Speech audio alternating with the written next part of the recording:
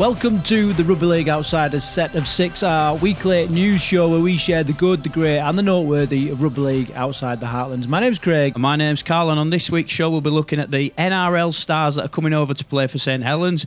We're going to dive into the Challenge Cup draw, and the Captain's Challenge is coming in.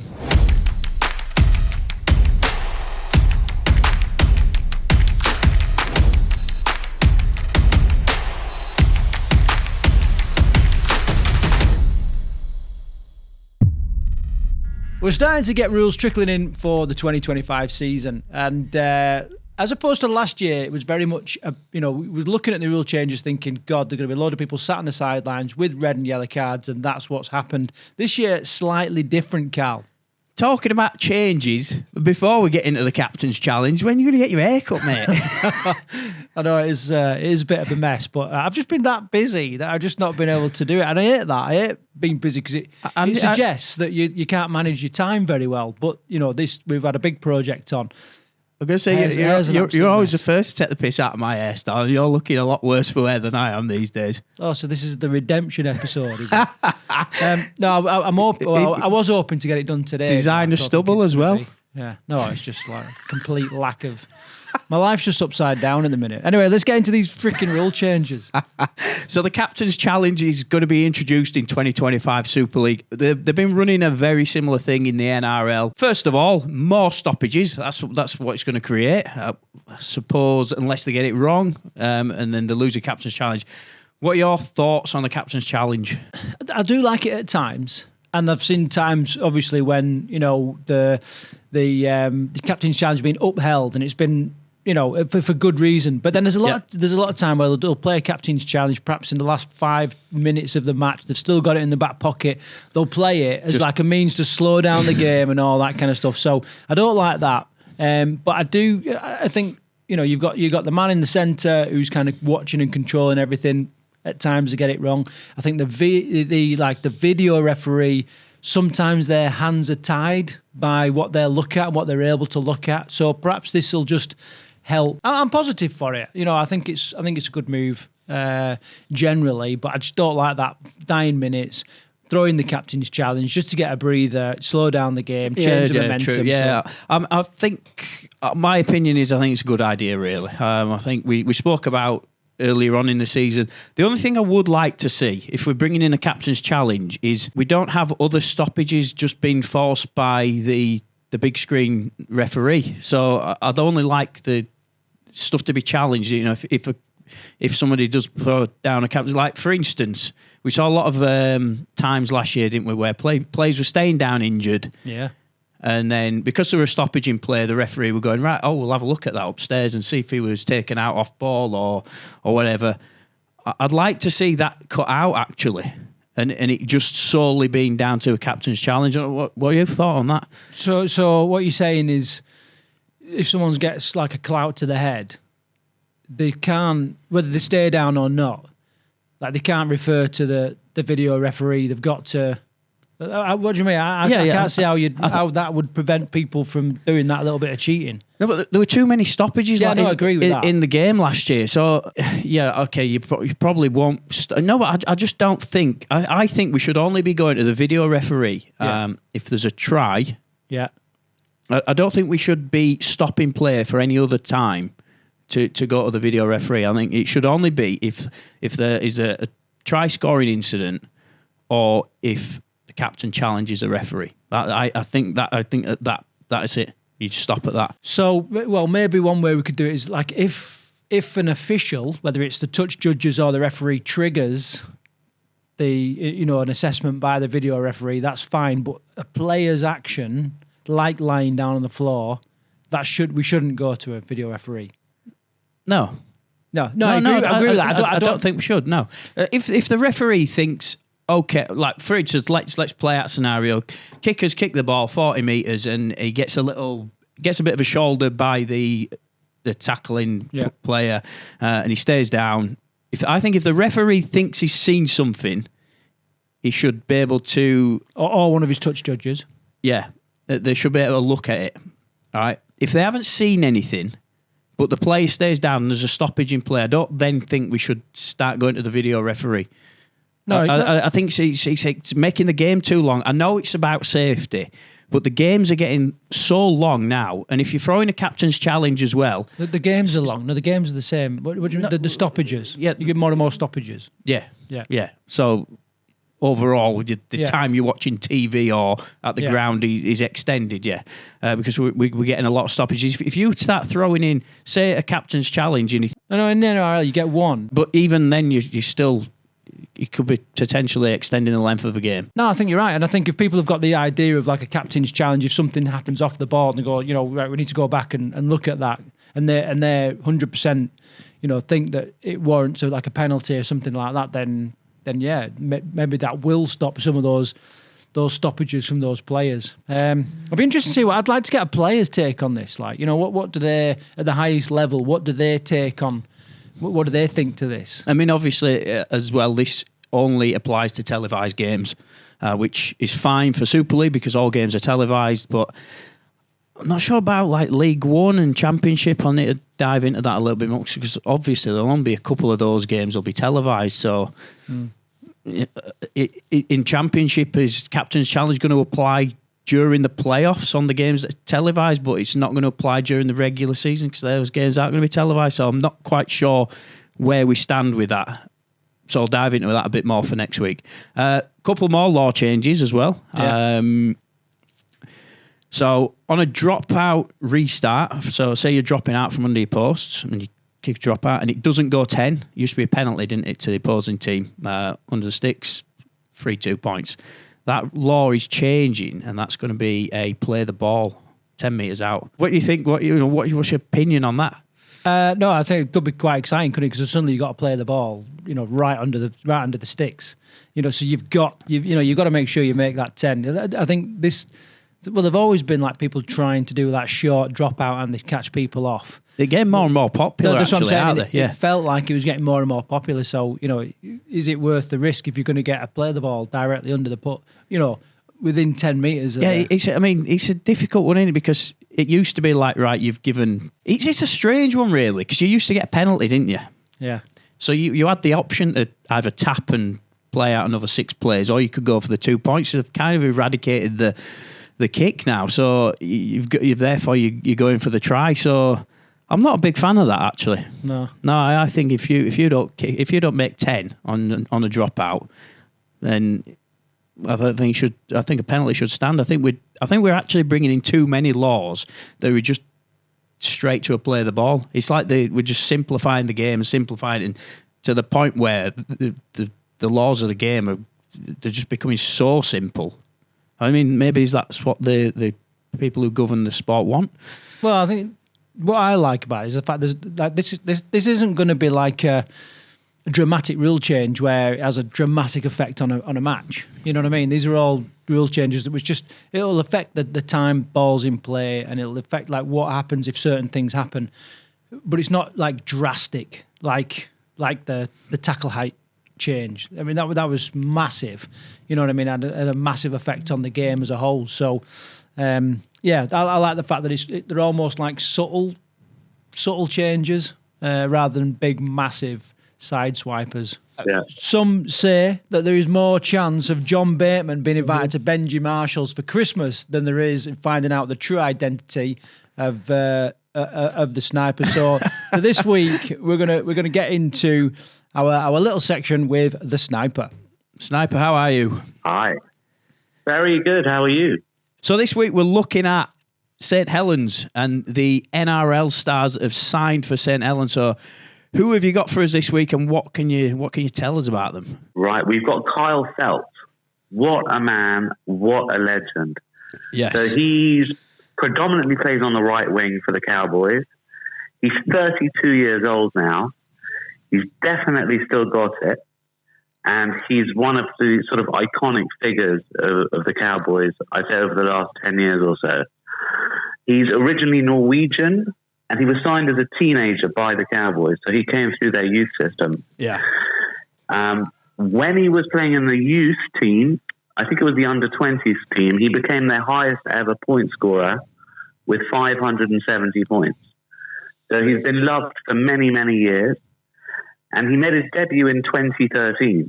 And I think he's best known for scoring the try that sent the 2015 NRL final into Golden Point.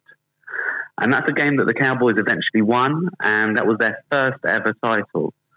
So he immediately became an icon. Yeah. And, one of the celebrated figures of the Cowboys. And he also played in I think it was a World Club Challenge in 2016 for the Cowboys as well. Yes. I can't remember who they played. Leeds. They played against Leeds, and he knocked Ryan all over like a raging bull. He handed him off in the corner and pushed Ryan all over like he was pushing a fag packet over. He absolutely obliterated him. So looking at his highlight reel and some of the tries he's scored, he pretty much looks like a direct replacement for Tommy Makinson. Am I right in thinking that? He's similar try scoring style. He doesn't miss. He just does not miss. I would never say that he was a speedster. Yeah. But he can finish in all sorts of different ways. If you're looking for the highlight reel where he's got one blade of grass to aim for, he'll find that blade of grass. And this is against elite defences. And he scored a lot of doubles. He scored a lot of hatties. And, he's someone that you would just definitely want in your team. He's a leader. He's a figure that the kids would look up to. He was, pictured crying many times in his sort of farewell speeches at the awards functions and even during his last game. And he's just that kind of figure that you want to look up to, almost as a father figure, if you're just about to break through or if you want to learn how to be a proper winger. He's literally got it all. If I was putting together a team now and I wanted that, 20 try season scorer, no question, I'd definitely have him in it. So highly, highly rated. And he did have very good service from Scott Drinkwater. There were cut-out balls, Harbour Bridge balls that no team could stop. Yeah. And we're talking again, the Panthers couldn't get near those balls. So that looping ball over the top from Drinkwater to Felt became one of the Cowboys' signature moves, and it was undefendable. So, yeah, brilliant player. Became the Cowboys, I think, leading try scorer ever, taking it over from, was it Matty Bowen? I think so. Yeah, so absolute legend, and that's a problem. He's got the potential to be the top scorer for sure in the Super League. Any other questions about him, guys? Because he's that good. Well, I mean, not really a question, but just a bit of a statement. I mean, when we got the news that Tommy Makinson was moving on, he was like, well, he has been like a bit of a talisman for Saints for years. Renowned for his finishing ability and his no nonsense sort of first, second drive in any set. Yeah. Really hard worker, can kick as well at times. Now this guy seems to be like Karl said, Tommy Makinson squared. He's just like even more Makinson than Makinson. But I'm just wondering with a massiff handoff. Yeah, but I'm just wondering if he's going to be like the excitement that Saints fans need right now. So lots of eyes on him, I think. If you're talking X Factor, no.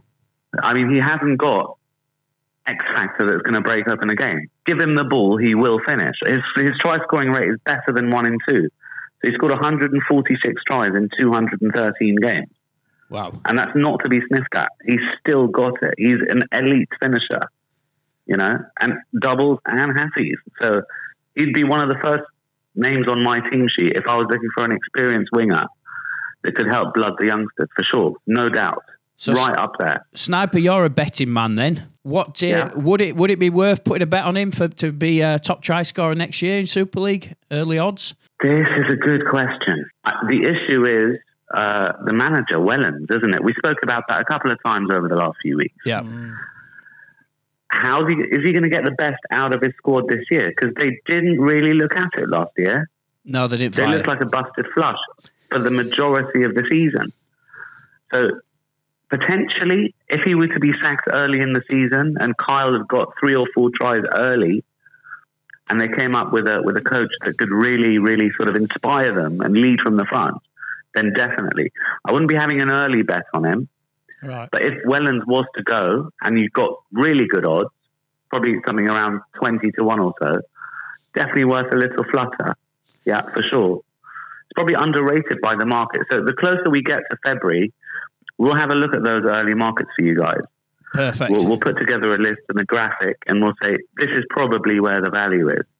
That could be fun for the viewers as well. So big, hot on Felt. He's going to be really good. Right, moving on to Saint's second signing then from the NRL. We've got Tristan Saylor, young lad. What can you tell us about him?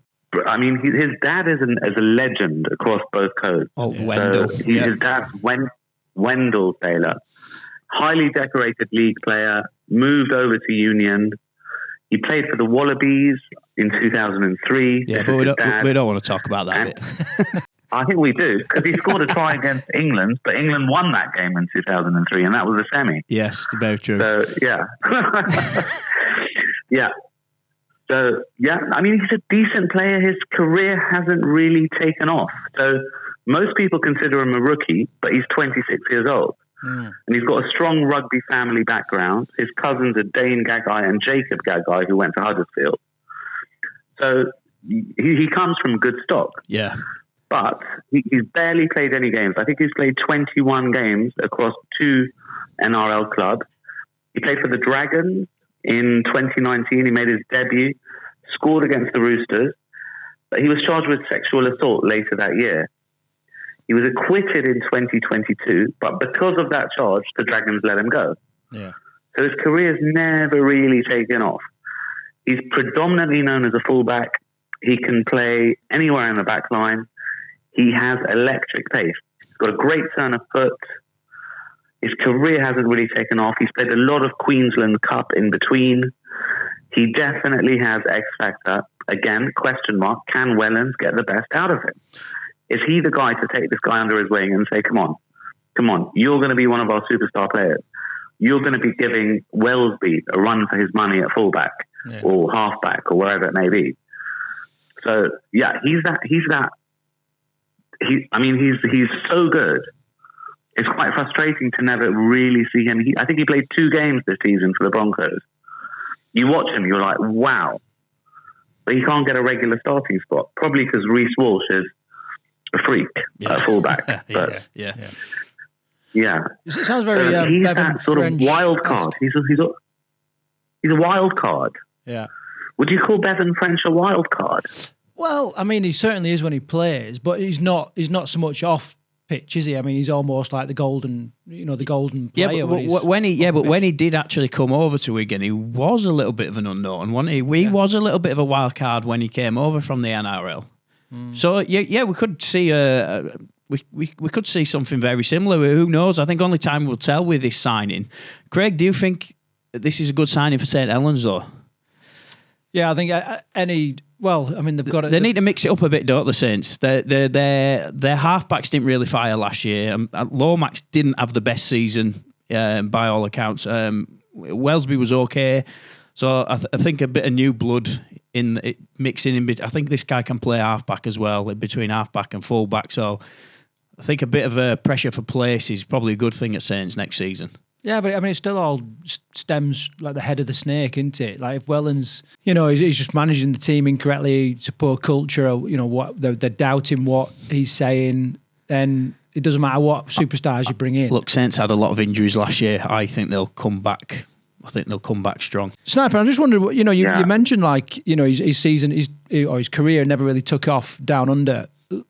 And that may be the reason why he's come across the Super League. But what about Felt then? What do you think the driving reasons for him coming across the Super League? Because he sounds like he was doing great in the NRL. He was recommended by James Graham. Right. So I think James Graham is a friend of the family, and he said to them, guys, let's try and really get Tristan's career going. Let's send him over to Super League. Let him make a statement there, and then potentially try and get him back to the NRL once he's got enough games under his belt and has actually proved himself. So I think the issue is his head. I don't think he's fully recovered from what's happened with that sexual assault charge. He's been living in his dad's shadow. Yeah. The closest analogy I could give you would probably be a football analogy, and that would be something along the lines of the relationship that Tom Ince has with Paul Ince. Tom was an England legend, as Wendell was for Australia. And Tom Ince never really kicked on, despite a lot of promise. So that's the sort of dynamics that we're dealing with here. Yeah. So he has got X factor. He can break a game open. Super exciting. I hope he does really well. And yeah, he's a wild card. A wild card even in his head. Yeah. I think if you can get his head right, you've got a serious talent there who could potentially be as good or close to Bevan French.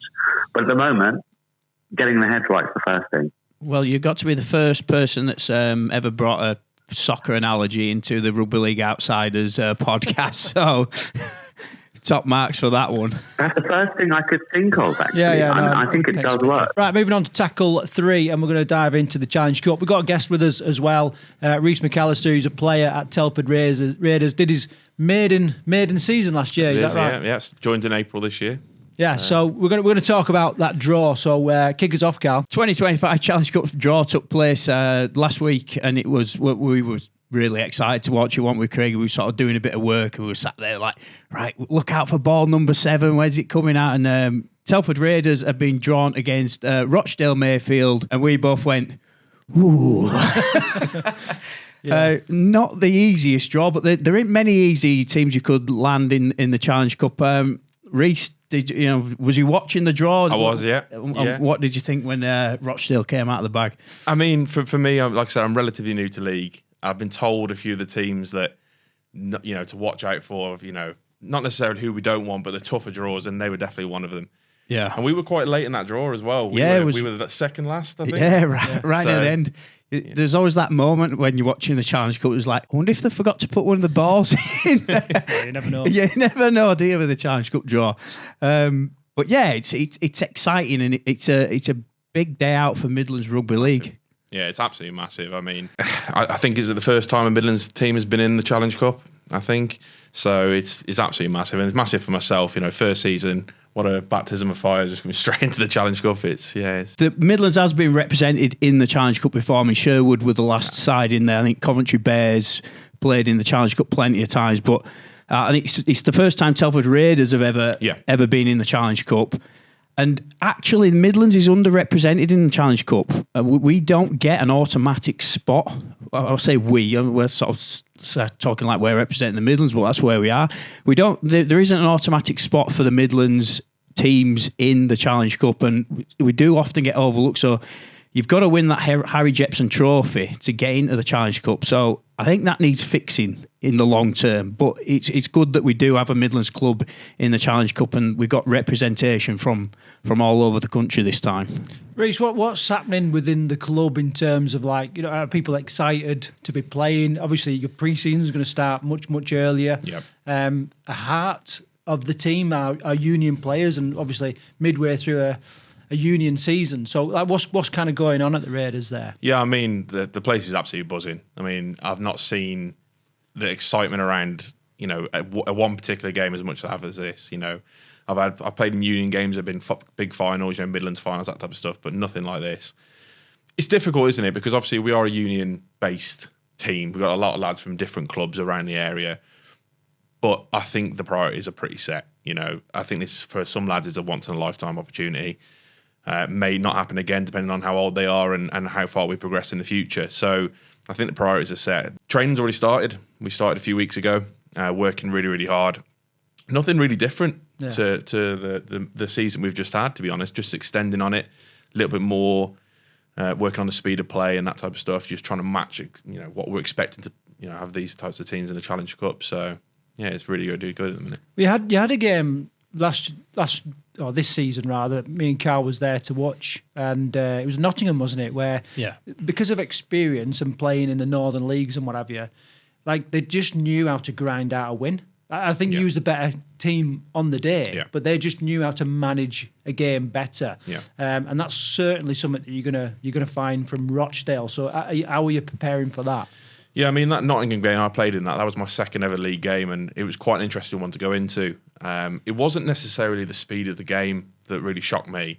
It was a physicality. It was very, very different from, we played Sherwood before in the RAF Academy in pre-season. And I don't think I've played a team since that had the physicality they did. It's just that the hits were just a lot more impactful, which I enjoyed. It's part of the game that I enjoy. But yeah, we are preparing for exactly who we're playing. We've got lads in the team of doing the research, and we're formulating a game plan to play against these. But like I said before, we're just extending on what we've done in the season. We're not looking to change anything drastically, just those fine improvements. And yeah, it's going well. Are there any sort of lads in the side who didn't quite grasp the enormity of the Challenge Cup when it came around? Me. Right. Yeah, me. One of the oldest cup competitions in sport. Yeah. Beautiful trophy. Sat in my living room once upon a time. Yeah. It's huge. I mean, how long did it take you to sort of start realising the sort of the enormity of the occasion? Truthfully, from my point of view, it was the draw on telly. BBC, you can't get any bigger than that in this country. And then seeing the likes of Denham, Nath, Martin, photos getting sent in that they're behind the cameras and the big camera setups. It was incredible. Yeah. It really sunk in then. I think as well when you start to hear kind of the sponsors, big sponsors, Betfred and all that type of stuff, you think, right, here we go. This is serious now. But no, as well, I speak to, I come from a football background, believe it or not. I'm a big football fan.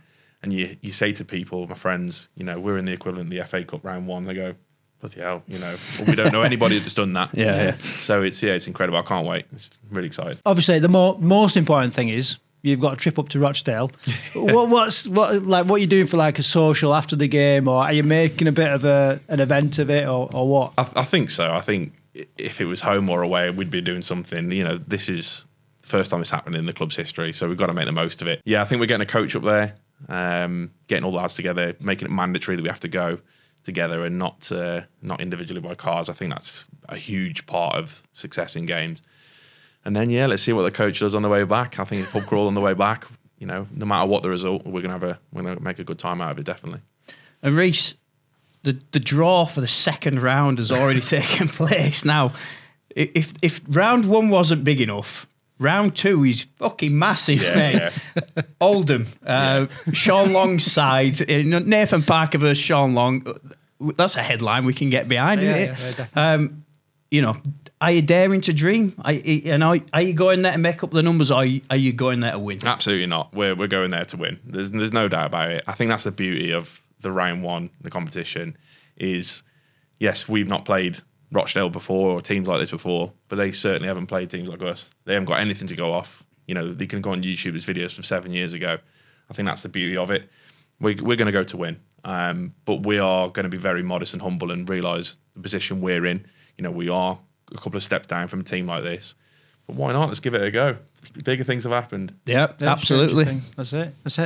So in the run up to the draw, then, who are the teams that you were kind of perhaps hoping for? Not saying that they're like the lesser teams or whatever, but you think, what I mean? They're on our level. Yeah. And who are the teams that you were like 100% just like did not want to get?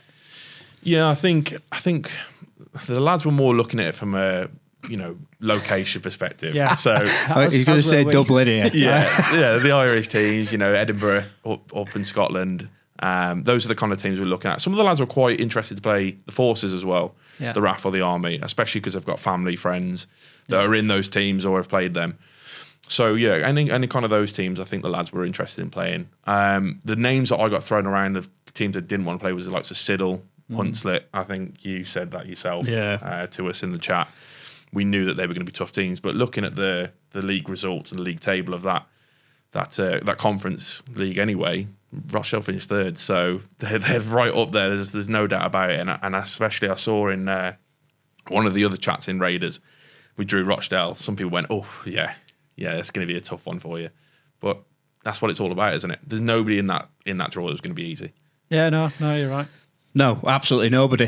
Shall we take a look at the rest of the fixtures then from round 1? Yeah. So I'll just fly through them, and then we'll have a little bit of a chat about a couple of them that we're interested in. West Hull versus Edinburgh Eagles. Edinburgh Eagles we've had on this show. Mikey Mayer from Edinburgh Eagles. I think he'll be looking forward to that one. That'll be a tough challenge for them. London Chargers from the SCL are playing Ulton Raiders, so another trip up. Ulton are travelling down south for them, so London Chargers will be looking forward to that one. Longhorns versus Inter-Rose Bridge, Lock Lane v Doncaster Tobar. And then this is the one that stood out to me. Hammersmith Hills Hoist versus Siddle. Yeah. The top SCL side versus...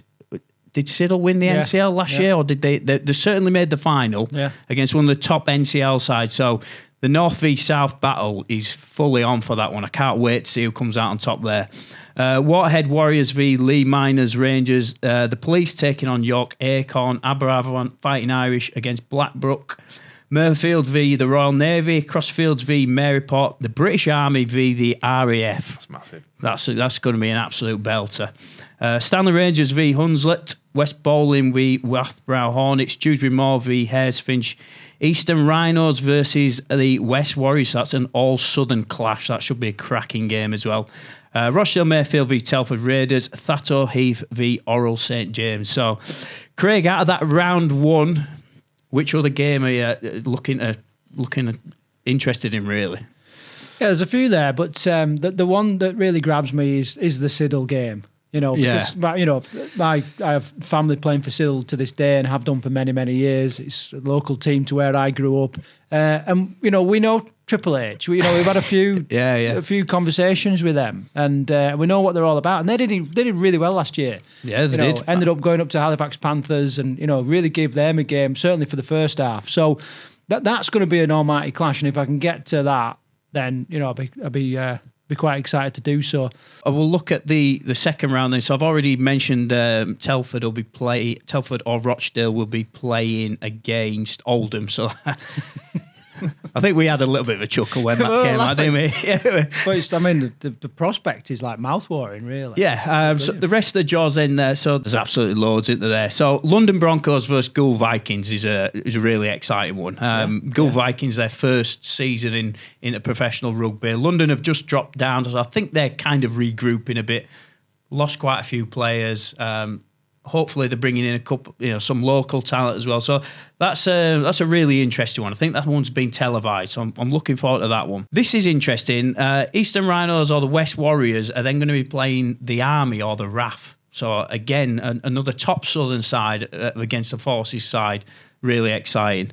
Who else have we got there? Rochdale Hornets v Windus Vikings will be a great fixture. And Keighley Cougars v York Knights. That should also be very interesting. Reece, it'd be really good if, you've got the cameras, the microphones, whatever. If you could give a call out to your fans, your families and all that kind of stuff, what would you be saying ahead of your Challenge Cup clash? When is the game? 11th, right, Saturday, okay. Yeah, what message would you be putting out on behalf of the players? I think it'd just be kind of get involved in the excitement that we've got. This is, it's a history for Telford Raiders and it's history for Midlands League as well. So come down, I know it's a tough journey for some people, but yeah, make the journey and come and support the lads.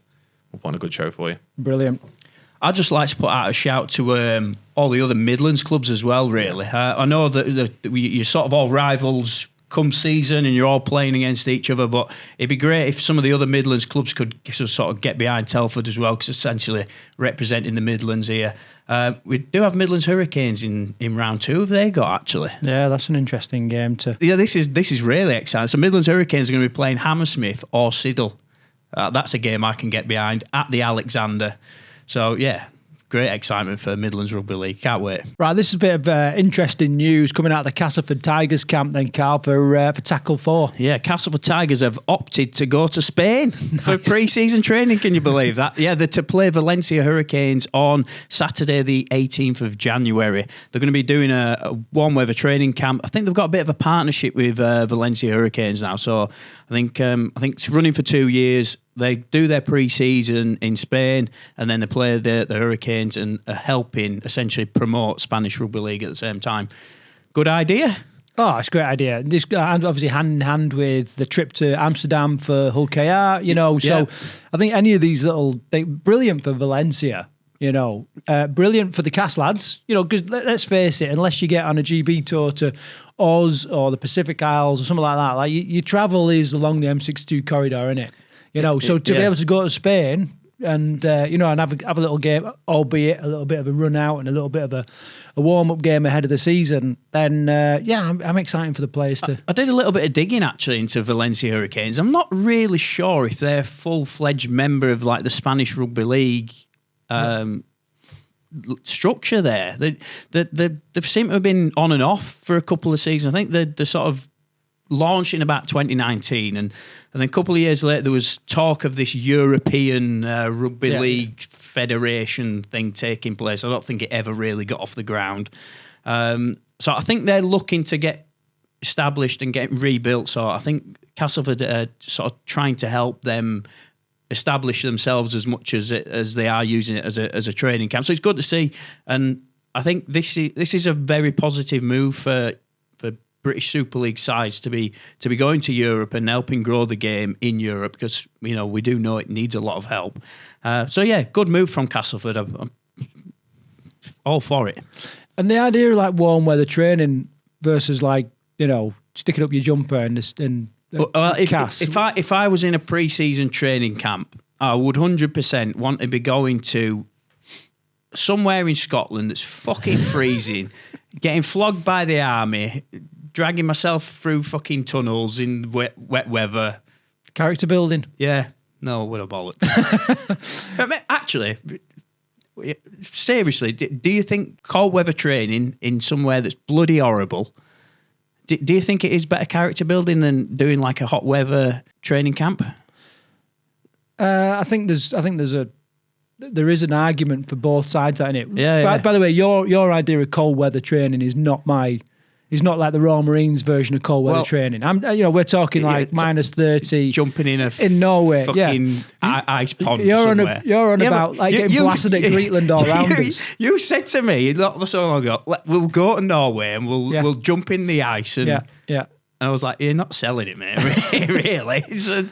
No, it does sort of build mental toughness, doesn't it? Yeah. However, one of my most favourite sayings, and I say it all the time, is you do not need a kick in the nuts to know it hurts. Right? Some things you just know it hurts. Now, training or trying to train, because let's face it, the weather. Imagine trying to throw a ball around this storm Dara is blowing the balls all over the place. You're just not achieving anything. And that's more of the idea of this warm weather training. You go somewhere where they've got great facilities, you're away from all your distractions. You're not going to be impeded by the weather. No, you're not acclimatizing or anything like that. So, that's the idea of it. And you're just putting more quality hours into your practice. And that's what perfect practice, isn't it? It's like practicing the right things and not being impeded by other aspects. So, and obviously you've got those times where, when I were a kid, we were on about it the other day. Do you remember a Sunday morning as a kid and it were blowing an absolute bastard? And it was like, do you remember when you used to go to a game and your parents would be like, you'll be all right with a bit of Vaseline on your knees. Wintergreen. Yeah, a bit of wintergreen in the changing rooms, and you'll be all right. And you don't have to go through that to know it's shit, because apart from the early stages of the Super League season, that time in London when it was like Baltic. You've been talking about that all year. It's like scarred you for life. Scarred me. Or the later stages of the season. Like the weather on the whole is pretty good. Yeah, and apart from Catalan's pitch, most pitches are in a decent state these days. So that's kind of a long answer to your very short question. What about you? Yeah, if I was a player, 100%, I want to be going to a warm weather training camp. But yeah, I think you've hit the nail on the head. I think you don't need to be training in the cold, wet, windy weather. You're not really going to gain anything from it other than team camaraderie, I suppose. But memories just come back to me where you're just talking about like when we were kids and we were playing rugby. I remember like we used to play at Clayton. It was always freezing whenever we played at Clayton. It was up on top of the hill. It was proper exposed. It was always hailstoning sideways and wet and windy. And after the game, like it was still at the times when you had a big communal bath. It used to get filled up with cold water. Of course it did. Imagine, like you'd be getting done for child abuse if you did something like that. I was go play outside in your shorts and t-shirt. You're not like wear skins, by the way. They didn't exist back then. And then to warm up after the game, you got a cold bath. I know. And a 40p hot dog. By the way, if anyone does want to do some cold weather training, get yourself in this studio because it's fucking freezing right now, isn't it? But you gilet on I've got today, aren't my you? gilet. Right, okay, let's move on then. So, tackle 5, we're going to head back to the sniper. We're going to have a little dig into the pathways of the NRL. What's the reason behind this story, Cal? We had a question come in from one of our viewers who wanted to know a little bit. Members, yes, he was Patreon member. He wanted to know a little bit more about the structure of Australian Rugby League. And we know a little bit, but we wanted to educate ourselves. So we put the question to the sniper and he's done some digging. Have you guys got any kids? Yes. I've got kids, yeah. Carl's got kids, yeah. Well, boys or girls? I got 2 boys. They're adults now, but yeah, I got 2 boys. 2 boys and a girl. Okay, cool. So if you wanted them to make it in the NRL, there are specific schools in Australia that you'd want them to be able to get into. And the most famous school is a school called Keebra Park. That's a rugby league school. All right. And some of their most famous graduates have been players like Benji Marshall, Tamare Martin, Ben Teo, Mo Fotuaika, Nicara, Isaac Liu, and loads of others. And that's a sort of feeding school for the NRL. Not everyone can make it into that school because they've got limited places. But that's one place where you'd want them to apply if you wanted them to take rugby league seriously. The other, in terms of the pathways themselves, you've got the Harold Matthews Cup. That's the under-16s cup. You've got another cup called the SG Ball Cup. That's for the under-19s. And you've got another one called the Jersey Flegg. And those 3 cup competitions are the pathways to the NRL. They allow young players to gain experience and to be scouted by NRL clubs. So they'll be in the crowd looking at the youth that's potentially coming through. So that's really tier 1. Yeah. So it'll be schools first, and then it'll be, tier 3 if you like. And is that a scholarship? Is that a scholarship scheme with the schools, or just a I think general they'll high have school? a few scholarships that they offer. Yeah, no, they'll have a few scholarships that they'll hand out based on ability and I guess connections to a certain degree. Yeah. Because they'll be scouting them probably from the age of 8 or so these days. And they'll be playing touch rugby and all sorts of other things. So they'll be able to spot potential talent and whether or not you're from a family, that's known or has good stock like the Sailors or the Gaggais or whoever. So I'm not saying there's nepotism there, but they'll have an idea of what the scouts are looking for. So that's something interesting that the readers may not have heard of. So it's Keebra Park, Keebra. That's worth looking up online, guys. And then in terms of the second tier, you've got the New South Wales and the Queensland Cup. And these are second tier competitions that serve as a stepping stone between the junior leagues and the NRL itself. So teams in these competitions are affiliated or run by NRL clubs. And they provide a direct pathway for players to move up. So you might have seen towards the end of the season, there was the North Devils and Newtown Jets. Newtown Jets are the feeder team for the Sharks. North Devils are the feeder team for the Dolphins. And, they're like satellite clubs. Yeah. So, often you'll have 2 separate clubs for one team as well, which is a little bit confusing. And are they the Dolphins might have 2. Are they directly financed by the NRL clubs, or they run independently, or do the NRL clubs finance them? Do you know? That's a good question. I think it's probably a mixture of both, yeah. And I'd assume that the parent club would finance it. Yeah. But I imagine there'll be subsidies from the government. So, Redcliffe Dolphins. The Dolphins aren't actually called the Dolphins. They're not called the Redcliffe Dolphins. They're called the Dolphins. Yeah, but they're in Redcliffe, and originally they had lots of youth teams playing in Redcliffe. So, it's fairly simple. School, then you've got the cup competitions that we spoke about. Then you've got the New South Wales and Queensland Cup, and they'll feed you through to the NRL. By the same token, lots of players that don't make it into the NRL or play a handful of games end up being demoted back down to the Queensland Cup or the New South Wales Cup. And we've seen that a lot over the course of the last few seasons. So, they try and re-establish themselves, win back a place, and so on. So it's not that complicated.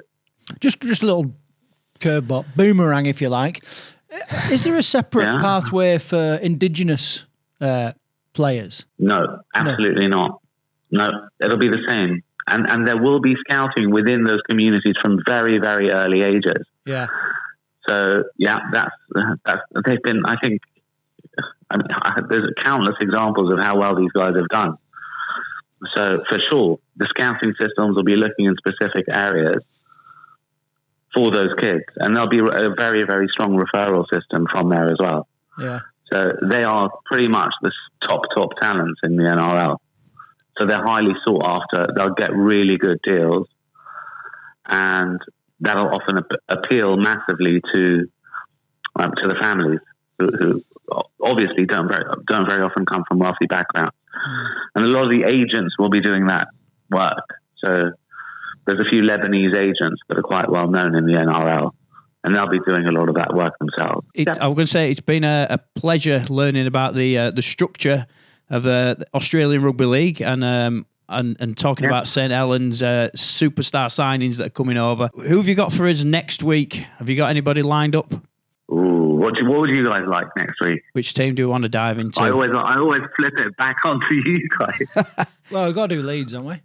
Leeds? Yeah, we've got to get Leeds in. That's a good idea. Right. Craig's a Leeds fan. Brad Arthur and friends. Yeah, he's Brad Arthur and friends. Right, we will speak to you next week then, and we'll look at Leeds Rhinos NRL signing. Sniper, it's been a pleasure, mate. Thank you very much. Thank you. Interesting stuff, and it's actually building a little bit of a thirst for watching more NRL next year. You know, we get these little insights from somebody who's in the know, and I'm a bit more excited. I didn't watch any NRL this year, hardly. No. I think because there was so much Super League on the telly. You know, so but I'm definitely looking forward to it. Yeah, and when the season starts as well, we're going to be getting exclusive tips from the Sniper. So, yeah, keep watching the show. Subscribe if you want to make sure you get those exclusive tips that are going to be coming direct to this show. Should be a winner. And of course, our Patreon members, will get first dibs of those tips. So consider that as well if you want to help support the show and put a few pennies in your pocket potentially as well. Maybe if we make a few quid, we might better raise enough money for you to get your hair cut. Hey. Right, we're going to move on before Karl gets no silly freaking jokes in. Williams Weekly this week, right? So we was joined by Reace earlier on in the show, and we talked a little bit about the prep. Now, they've started preparing early because of the Challenge Cup involvement in January. But I'm just sort of wondering at this stage, what is it that clubs, amateur clubs, you know, that sometimes, you know, play in the summer league and they start switching off. Like they tend to there's a mass exodus of players back to union or back to other sports. Some people have like a winter sport. What can those clubs be doing right now as we run into like Christmas? Should they just be switching off and taking a break? Or are there things that can be going on, in your opinion, Karl? No. They've got to keep busy. The off season is probably the most important time for any amateur, well, certainly for professional clubs, that they do all that. No, actually, I'm wrong. Professional clubs do their business mid-season, don't they, for next year, kit reveals, all the rest of it. Community clubs definitely need to be active on social media, because that's when new players, people who are interested in sport, are going to be looking at your club. There's nothing really going on in the sport, but if you're banging stuff out on social media and things like that, you're keeping the engagement high in your club, and the rewards will pay off as you get to the season, I believe. Yeah, I think you're right. It's momentum's the key in it. Yeah, and you know, there's three things that most clubs are going to be doing right now. One is attracting players, attracting talent. Two is engaging their fans, and three is attracting sponsors and partners and stuff like that. Now, if all of a sudden there's a massive drop in what you're doing on social media or your general activities, you know, then you lose all that momentum that you've gained. And if you've had a real positive season like Telford Raiders, you know, the last thing you want to do is lose that momentum. You want to kind of keep it going. So, and all, like you said, being active on social media, putting out positive news stories, big player signings, kit reveals, you know, news updates for seasons coming, even general news about Super League, Championship, your local club, you know, whatever, that can all help to just keep that momentum going. And I think that's the very least that clubs can be doing. You want to be building a bit of intrigue as well. If you're running a social media campaign for your club, you want to be building a bit of intrigue for the next season. So something's coming, start trickling out like bits of design features that might be part of the new kit for next season. And we did a kit reveal video, didn't we, last year, helping Telford out. Anything like that just builds momentum. You've got to get on board. But I think it makes it exciting for the players as well. You know, if you do have players that are heading back to, you know, another club, right? And then, so for example, let's take Reace, for example, we've had here today. So he's been involved in a Rugby League podcast today, right? He's going to go to his union club. What have you been up to? I was on a Rugby League podcast. Here's the video and all that kind of stuff. Do we recruit a couple of extra players from that? Yeah. And it's potential, it's there. So the more you can get involved. What about like other? I'm thinking workshops for new players, or touch league going, and you know what I mean, or carry out the fundraise like a sports lottery type thing. These are all things that they can be. Yeah, all things are. Yeah, I mean, you've just listed them really, like lotteries to keep people engaged, fundraising events. Like you said, I think training is actually a big one because you can't be training all year long. It don't make sense, does it? But as a club, as a club, you can't. It financially don't make sense. Players have got rugby union commitments, but I think if you can put one training session on every 6 weeks or something like that, just like a weekend, just an away day, just to keep. We've done away days in the past, just to keep the community of the club together. You could even do a lot of clubs do like joint training sessions between the men's and the women's sides. This just to keep engagement going, really, rather than just like you said, shutting up shop and then expecting everybody to turn up in the new year. And I think you've got to give a reason for. It goes without saying, rugby league in the Midlands and in the South and outside the heartlands, we attract a lot of rugby union players. It's always going to be the way, isn't it? That predominantly their sport's going to be rugby union and rugby league's going to be second. We've got to make rugby league number one priority. So you've got to make the build up to a season so big, that after they've finished a long hard season of rugby union, they're just itching to get going with rugby league. Yeah, and I think, what about socials? Because throw the odd social in as well, like especially with Christmas coming up rapidly. Jesus, way too quick. You know what I mean? Like a rugby league club social for Christmas. Or New Year or anything like that. Well, yeah, if you've got the luxury of having a clubhouse, then you should absolutely take advantage of that, shouldn't you? And I don't see... I think there's a lot of rugby league clubs and rugby union clubs are quite tight-knitted together these days. I don't see anything wrong with having like joint socials either, just to make sure you keep getting your rugby league club name out there. Right, brilliant. So as always, want to throw that question over to you as well. If you've got tips or things that you're doing right now for your club to keep the momentum going, then share them in the comments for other people that are viewing this and perhaps stuck for a few ideas. Or do you think we genuinely should have a break and that the players need a break, need to be able to focus on other stuff, and it's just a distraction for other bits and bobs? What's your take on it? Karl, any final afterburners for today's show? Yeah, I'll just...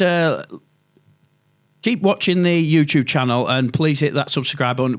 I'm going to be honest, we did record an episode last week and we had massive technical difficulties getting it out. However, we're going to trickle some of that out with Craig. Yeah, so there's going to be... The YouTube channel this week is going to be filled with videos. So, check it out. So, have we just done a big story of momentum and last week we lost momentum? Yeah, we definitely lost momentum last week, mate. We've got to get back on the horse. All right, what a bugger. Right, okay, thanks for watching as always, and we'll catch you in the next episode. And Craig's getting his haircut next week.